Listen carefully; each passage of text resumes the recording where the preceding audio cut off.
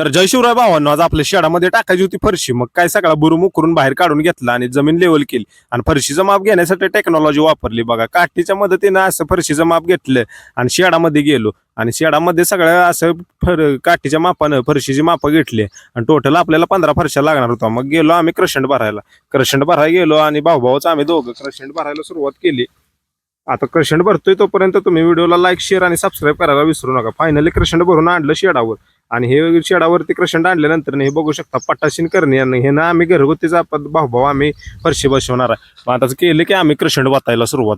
भावानं गच्चलं पोत आणि क्रशंट वाचायला सुरुवात केली. खाली क्रशंट वतून घेतलं आणि क्रशंटची केली की लेवल. क्रशंटची लेवल करून घेतली, सगळं मापबीप काढलं. त्याच्या मागल्या बाजूला त्याला स्लोप वगैरे दिला आणि सगळी गँग आल्यावर फरशी अंथरून घेतली आणि फरशी अंथरून झाल्यावर असा माल कालवला आणि सगळा माल त्या मधल्या गॅपमध्ये भरून घेतला. मित्रांनो, कसं वाटलं व्हिडिओ कमेंटमध्ये नक्की कळवा आणि